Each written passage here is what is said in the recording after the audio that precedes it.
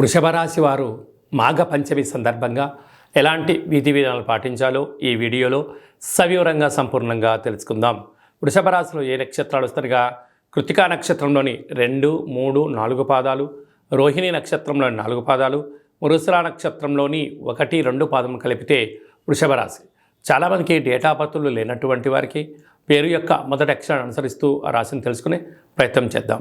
ఈ ఉ ఏ ఓ వా వి ఉ వే ఓ అక్షరాల వర్ణం వృషభ రాశి జాతకులే.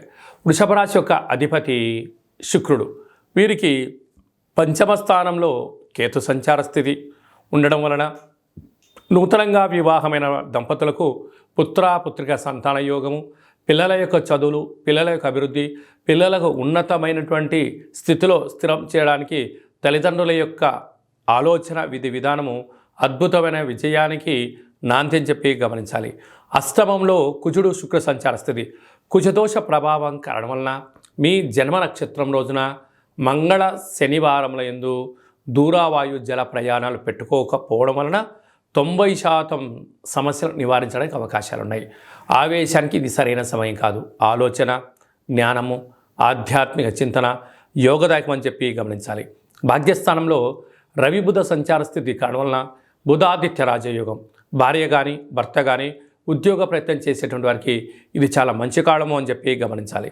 రాజ్యస్థానంలో శనేశ్వర స్వామి స్వక్షేత్రకంగా ఉండడం వలన వృత్తులలో, ఉద్యోగాల్లో, వ్యాపారాల్లో స్వల్పమైన ఆటంకాలు ఉండినను ఆధ్యాత్మిక చింతన కలిగి ఉండడం వలన అద్భుతమైన విజయ కేతనం వీరి సొంతం అవుతుందని చెప్పి గమనించాలి.